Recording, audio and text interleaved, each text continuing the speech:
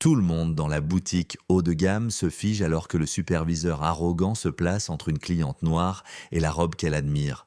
Sa voix tranche l'air poli comme une lame dégoulinante de mépris. Des gens comme toi ne devraient pas toucher des choses que vous ne pouvez pas vous permettre. Son avertissement calme est ignoré jusqu'à ce que sa main s'abatte sur sa joue. Une gifle qui résonne dans tout le showroom et plonge chaque témoin dans le silence. Il sourit, convaincu d'avoir gagné. Il ne sait pas que cette femme n'est pas seule et que lorsque son protecteur arrivera, son monde s'effondrera en quelques secondes. La boutique ne ressemblait plus à un magasin, elle ressemblait à une salle d'audience attendant une sentence. Amara Lewis se tenait devant un miroir, une main posée sur son abdomen, l'autre effleurant légèrement une robe exposée.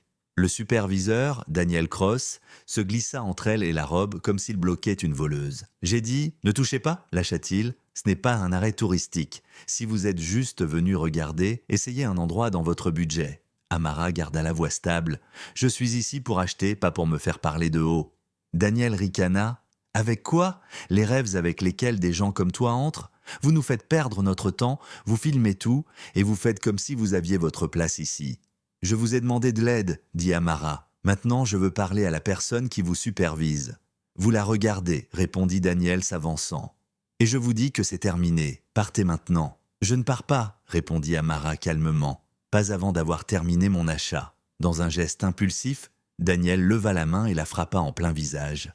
Le claquement rebondit sur le verre et la pierre. Quelqu'un poussa un cri étouffé.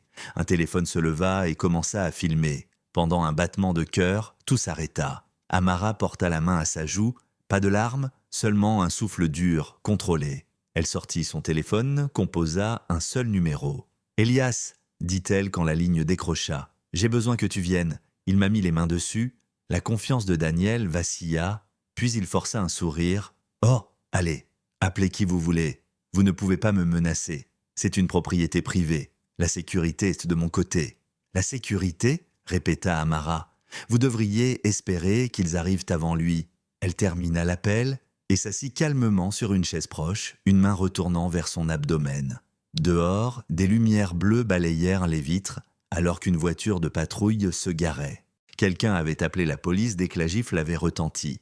2 agents entrèrent, balayant la salle du regard. « Madame, c'est vous qui avez été frappée ?»« Oui, » répondit Amara. « C'est sur vos caméras et sur la sienne. » Elle indiqua le jeune qui filmait encore. Daniel croisa les bras. « Elle a été agressive, » affirma-t-il. « Je me suis défendu, ainsi que la marchandise. Elle manipule tout ça pour attirer l'attention. » La radio de l'agent crépita. « À noter, le mari de la plaignante est en route. ETA, 10 minutes. »« C'est exact ?» demanda l'agent. « Oui, » répondit Amara simplement. 10 minutes plus tard, les portes s'ouvrirent et l'atmosphère changea. Un homme en costume simple entra, sans entourage, sans hausser la voix, seulement une présence qui redressa la salle entière. Elias Lewis alla directement vers Amara. « Tu es blessé ?» demanda-t-il doucement. « Le bébé ?